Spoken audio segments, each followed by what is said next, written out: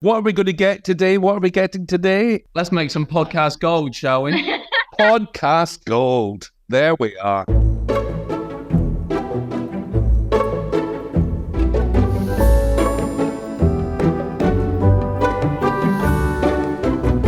Well, welcome everyone to the latest episode of Delfont Mackintosh Theatre's podcast series. It's a behind-the-scenes look at what's going on in our theatres. I'm Billy Differ, and in this episode, we're speaking to Stevie Doc and Tobias Turley, the winners of ITV's series Mamma Mia, I Have a Dream. And they're about to play the lead roles of Sophie and Skye in the West End production of Mamma Mia, the musical version. You make your West End debut on January the 29th, currently in rehearsal, where I did manage to catch up with you, and no pressure at all, but you've found the time to do this, and it's really fantastic. So, hello, Stevie. Hello, Tobias. Hi, Billy. Now, I'll come to you first, Stevie. What a journey. Tell us first, what made you enter the competition, and what were you up to at the time? I had seen it as an advert on, I think, Facebook. And I ignored it at first because I thought they were looking for somebody that hadn't trained. And then my cousin sent me it and said, you have to apply for this. Then I went into Arts Ed and a girl in my year had applied for it and she'd already started auditioning for it. And I was like, oh, so we can actually do this. I then sent off my self-tape and then that's it. The rest, as they say, is history. Now, yeah. Arts Ed, just so that everyone's aware, is where you've been studying. Yeah, there's a drama school that I trained at for the past 3 years. Well, what could I say for that? It's a good start after 3 years of training. Okay, yeah. Same question to you, Tobias. Where were you and what were you doing at the time? For me, I had recently finished Heathers in London. I was in that moment where you're not really working, you don't really see anything on the horizon. My agent messaged it to me actually and went, this has come through, they've asked if we have any people we can submit for this. And I thought, at first I was a bit wary because I thought so many people are going to apply for this, like why would it be me? But I thought, you know what, you don't win the raffle without buying a ticket. So I entered. I had to send a video of me to the camera going, my name's Tobias, my hobbies are this, I love doing this is a bit about me. So that was just awful to film. I was like, well, what can I say about myself? But yeah, they already got into the self-tapes and the numerous auditions. But yeah. Yeah, we'll talk a bit more about that. But I like what you're saying about you won't win unless you buy a raffle ticket. Yeah. It was slightly more than that. I mean, I'm all for you being self-effacing, but you did win after 8 weeks competing in the series with a live finale taking place at the Novello Theatre in London. And that was last December. The winners were chosen by a public vote following the 75-minute live TV event. As this is a podcast and we're doing a bit behind the scenes, how was it working with that Zoe Ball? Was she a bit tricky? She is the best person ever. She is so lovely. I'm obsessed with her. I love her so much. Yeah. She was such a calming sort of maternal figure around us all. But she had such a nice dynamic with everyone. And I think as well, we felt comfortable with her from the very first day we met her. The very first time we met, she came in, she knew everyone's names. Yeah. She knew little snippets of information about everyone. She would go up to someone and go, oh, you're Zakil, this. And oh, you're Tobias and this. And it was just those little things she clearly put in the effort to get to know who we were. And that was just the loveliest thing. So from then on, everyone was just she is the loveliest person to work with. She certainly did a great job. It came over on the telly. I was only teasing. I knew you would say But was it 8 weeks in Greece during that time? You had to work through all those different stages and with different people, because I actually came into the theatre on the afternoon of the final for the rehearsal, and it was funny to see the other people there because I'd only ever seen them on the telly as I'd only seen you on the telly. And I thought it must be really weird for them being here in this situation and knowing that they've been, because it was down to 4 at that point. It was you and 2 others. And I thought, oh God, I feel for them because they're all bubbly and put on a great face, but there must ultimately, it's obviously a disappointment that, you know, they weren't up on the stage at that moment. Did you have to have any interaction there? I think maybe there was a bit of those feelings, like you say, but I also think that everyone was so proud of themselves to get on the show in the first place, but then also that there's so much has come from this show already for the other 12.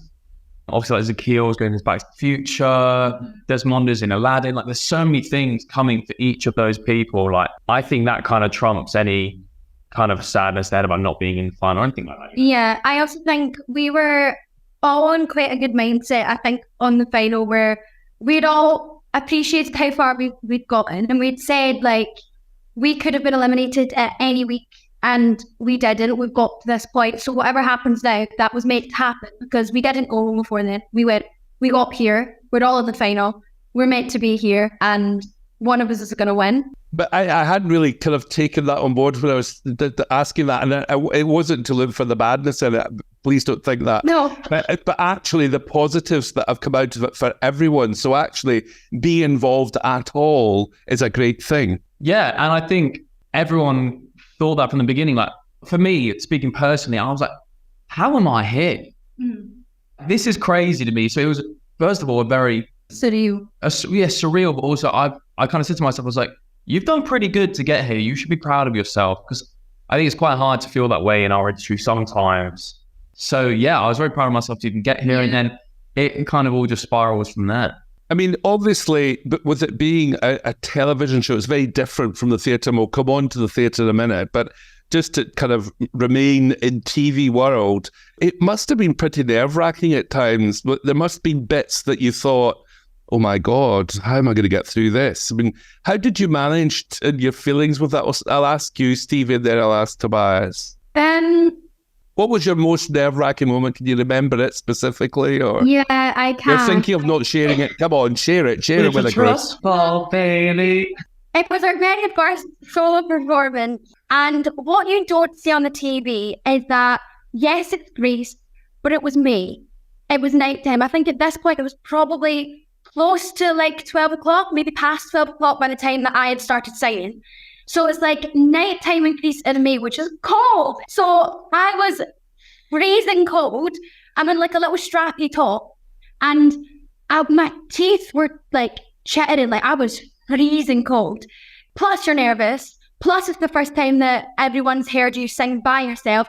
I knew that I wasn't the most comfortable with the song anyway. I was getting really nervous, and yeah, I was freezing. And I was standing at the side, honestly, and all I could think of for the two songs before me, I sat there going, just think about your breath, just think about, like, just breathe. And honestly, that must have been about 20 minutes of me just breathing, just thinking about how it was the quietest it ever was. So why has anyone had ever heard me? I just wasn't talking, and I talk. So I was just going, just breathe, it's fine. Honestly, I got on the stage, I stood there, and I looked at one of the dancers who was behind me, and I honestly, at that point, I just went, oh my gosh, I can't, like, my breath is so high, and I've been focusing on it for so long. And yeah, the song started, and I just wasn't in the right headspace to sing at all. And that was horrible, because you start a song and you know that you're already not where you want to be. So that wasn't a nice experience. But they always say you are your own harshest critic. Yeah, of course. The things that we'd worked on so much as well, there were the bits that went wrong though, that's frustrating when it's like, oh, I worked on that and it didn't go the way I wanted it to. But then, I forgot it happened. I was watching the show back, and Martin Lowe was at the side, and when I finished, he'd like putting his thumbs up to me. I can't remember what he said. I think he said like, it's okay, or something like that. And I don't remember that happening, but it was just that, honestly, that was really nice to watch and go, oh, actually, the creatives in the show really wanted you to do well. So that was nice. Oh, good. Tobias, what was your version of that? Well, it's weird. I think for me, the scariest bit was probably the trio when we all performed first in front of everyone. Only because I think for me, I have to do the first one and then I'll kind of settle a little bit. Although I was quite nervous the other weeks. But also, like, one of my lines got changed at the very end of the song, and they wanted me to opt up and just make it slightly different. I wasn't fully ready with that because it got changed about half an hour before performance. So I was trying to wrap my head around that. There's a few little things, but it was definitely the trio or when I sang Pointless, just because it's a very raw and emotional song and I wanted to make sure I did it right. And hopefully I did, but I was very nervous. There was lots of times when there was real emotion. You could sense that. I mean, you were taking on such an incredible thing to get through with, and also in front of those judges. I practiced my song so many times and there's so much you can give in a rehearsal room or when you're singing it through in your kitchen. But when you get up there and you do the dress rehearsal on the stage, something changes. Mm-hmm. And then I remember one of the music execs, Will, spoke to me and he said, just act the hell out of it. Just before I went on. And you kind of get up there and you, like you say, you see the judges and you see Judy and you're like, I need to do really well here because this is a massive thing. Like if I don't sing as well as I can, I could be leaving. And so something in that pressure just changes what you do. And I sang that song like I'd never sang it and like I would never sing it again. Mm-hmm. It was a very weird change. There's also the thing of nobody went home the week before and we expected that and then no one did. So I think for the first time singing your solo song and knowing, okay, someone is definitely going home now and this is your only chance to really show them that you can sing and perform. I think that was the added pressure of, okay, someone is like, there's no if, buts, or maybes here, someone is leaving. Yeah. And the whole thing about as well, you're very aware, or at least I was, of when it's live theatre, it's done, you move on, you go on to the next thing. When it's on a television programme, people can go back and rewatch that. See, I tell you what, I was the complete opposite. Really? I completely forgot the cameras were there, which I think worked in my favour somehow. I don't know how I did it, but I think maybe I was so nervous about who was in front of me. I kind of forgot about the cameras poking my face. But yeah, I think as the show went on, and then I think after Trustfall, I probably agree with that. But Trustfall, no, I was aware of every single person watching. Would you say that your training helped in terms of that?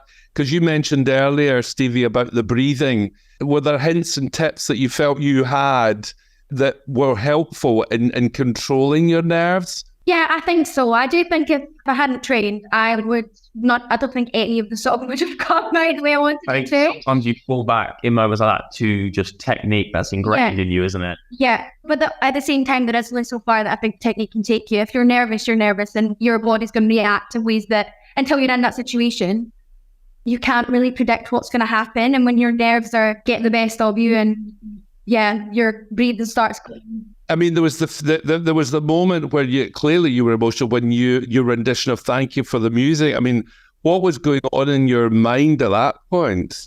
That it was done. That I had actually gotten to the end of it and gone, okay, my journey is essentially over now. I had my journey on that TV show for one. The other thing was also just, obviously, they played our VTs straight before it and they played the whole, like, why I was singing the song and, like, obviously, my mum had a big part in why I do musical theatre. Just realising that my family were in and everything just sort of, you have to block it all out while you're performing because in that moment, I'm not Stevie singing a song, I'm a character singing a song. So you have to go into that world. But the second that the song stopped, it all sort of hit me at the same time. And yeah, I think looking up and seeing my family's faces and even like the dancers around me, like before it, they were crying. Tobias, what made you choose a lesser known ABBA song for your final performance? For me, some of my favourite songs to sing are the slower, more emotional ones, like Pointless or I've Been Waiting For You. And I think the song I chose is that. It fits that and you can tell a story in it and you can find some emotional value in it. But also I think, although it's not sung by a character in the musical, I think it fits for Sky. You know, I think the words he's saying fit very nicely and appropriately to Sophie. So that's kind of why I went for it. Also, it's just a beautiful song. Now, how did you both feel though when you got the standing ovation for your rendition of All That Jazz? We did that? Yeah. It seems like forever ago now. That was the sort of the moment that was sort of waiting for, I think, in the show, because it got to a point where we knew everyone was great. We knew every single person there was capable of going and doing a West End show, was capable of going and playing Tokyo Sky. And I think there had been a few standing ovations before that point. Toby had already had one at that point. I had not. And I think it was sort of like, at that point, I was like, if we want to stay in this competition, it was like a sort of another way of the judges being like, you are good and you are that good that we are going to stand on our feet to say that you are actually good at what you do. And it's the biggest form of a compliment for people that perform. I think you don't have to say it, then you've stood on your feet. I know how you feel about that performance. Yeah, it's a very surreal feeling. Yeah. Because, we look up to all four of those judges for different reasons. Yeah. And so the fact that they're there in front of you and they're standing up, and that's just a bit crazy. Mm-hmm. Like, wow, we must have done an all right job. Okay, so that's been the TV journey. It's got to where you are. On the 29th of January, you actually take the stage for your first performance, for your debut in the show. And the rehearsals are going well? Very well. Yeah, we had a couple of days after the final. Then we had a bit of time off over Christmas. And today was our first day. And we've got about 3 weeks to learn the show, know the show, and then get chucked in at the deep end. Yeah. I love that nervous laughing. Very nervous laughing. You're going to be great. Yeah, going to be fantastic, both of you. You mentioned, Stevie, about family. Family's obviously been supportive and important to you, I'm sure to you both, just in terms of getting you into this world. You mentioned your mum was quite important earlier. Yeah. Did she push you to do it, or did you? No, so what happened was I came into performing quite late, I would say. I think I was maybe, when I started actually taking it seriously, I think I was maybe 17. And so Tobias just exclaimed there, really? 17? When I was younger, karaoke was a big thing in our house. We had a lot of karaoke parties. They would start on the Friday, they wouldn't end until the Monday. And I had school on the Monday, obviously, and they would still be going on the Sunday night. And I obviously would want to be downstairs singing with the rest of my family. And that wasn't allowed. I had to be fed and I hated it. And I should imagine you walking into school. I was like, I had to go to primary on like a Monday morning, like, sorry. Yeah, pretty much. No, so karaoke is a big thing. We used to sing, you weren't allowed in my mum's car unless you sung in my mum's car. My friends hated it and loved it at the same time because the music would be on and my mum would be like, why are you not singing? So I grew up performing in the house, performing as in my mum would sing when she was doing the dishes, when she was in the car, when she was cooking dinner, like no matter what, she was singing and there was music on in our house. So yes, I was performing at a young age, but very much for fun. It was all for fun. Yeah, then I eventually got into high school and did a school show, and I ended up with the lead role of Scaramush We Were Rock You, which was crazy because I'd never done a musical before in my life. And my school, a part of the Dance School of Scotland, there's like it's attached to it. So yeah, then one of the guys from that came and watched it in my year. And he was like, you need to audition for this. You need to audition to come and join the dance school. Now, Tobias, what about you? What has your family been in strong ones? Yeah, definitely. I grew up with, my parents going to rehearsals for plays or operettas or musicals, whatever. And so I did it my whole life. And also my mum and dad direct stuff as well. So I've done a few shows that my parents directed.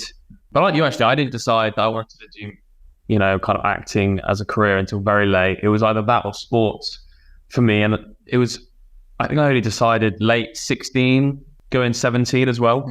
For a song there, no, that's another musical. Yeah, it was a tough choice. I think I really enjoyed my sports, but I did Barnum when I was 16 and I played Barnum. And that was kind of the first time where I was in a show that was pretty good for that kind of level. But also, I actually really enjoyed, it was a big part, so getting into the part, just doing the research, knowing who the character is, all that kind of stuff. And then also, like, it got received very well in Somerset. But so that was kind of the first time that I actually, this whole process and is something I really enjoy. And did you do the high wire walk for Barnum? I did, yeah. I juggled, I did the high wire, I did the little magic tricks he does during Colours of My Life. I learned the whole shebang. I can still do it now. I can still juggle. I probably couldn't type all of it now, but I can still juggle. Meanwhile, back at Mamma Mia, which you're going to... Yeah, we'll bring a tight wire across the end of Voulez-Vous. There's the energy levels for, if you had to tell, if you explain to people why come and see the show, what would your, as the Americans say, your elevator speech be? You've got a short time to say why come and see Mamma Mia. Stevie, go. It's such a fun show, and if you just want a bit of a laugh, bit of fun, you don't want to take yourself too seriously, you just want to go watch something that's gonna be lighthearted, you know the songs, then I would come watch Mamma Mia. That's good. Thank you. Right. Well, you're on now, so it's your... It's just a joyous show. The music is timeless. You can't help but sit for 2 hours and have a good time. And it's just a fun, brilliant show. Now, I've got one final question for both of you. What does live theatre mean to you? Stevie.